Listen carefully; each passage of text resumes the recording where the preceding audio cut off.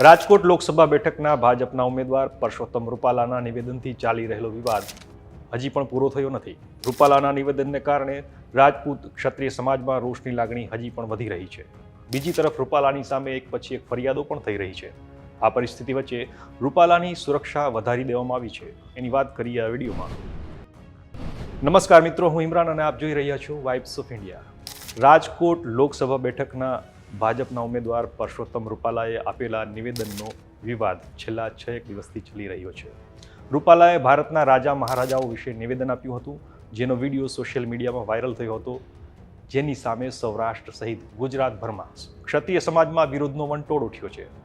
એમાં latest update જોઈએ તો સમગ્ર મામલે મૂળ ભાવનગરના અને રાજકોટમાં રહેતા આદિત્યસિંહ ગોહિલે ગઈકાલે રાજકોટની કોર્ટમાં પરસોત્તમ રૂપાલા સામે બદનક્ષીની ફરિયાદ દાખલ કરી દીધી છે, જેમાં કોર્ટે તેમનું નિવેદન લીધું છે અને આગામી 15 એપ્રિલની મુદત આપવામાં આવી છે. હવે વાત કરીએ રૂપાલાની સુરક્ષા વિશેની, તો પરસોત્તમ રૂપાલાની સુરક્ષામાં વધારો કરી દેવામાં આવ્યો છે. આ વધારો શું કામ કરવામાં આવ્યો છે? કારણ કે રૂપાલા પર હુમલો થવાની દહેશત વ્યક્ત કરવામાં આવી છે.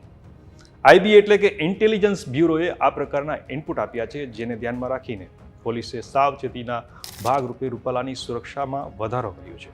રાજકોટના અમીન માર્ગ પાસે આવેલા પુરુષોત્તમ રૂપાલાના રહેઠાણ પર 2 ગનમેન ગાર્ડ મૂકવામાં આવ્યા છે. બીજી તરફ રૂપાલાની સાથે રહેતી પોલીસ એસ્કોર્ટમાં પણ એક પીએસઆઈ સાથે 3 પોલીસ જવાનોને મૂકવામાં આવ્યા છે.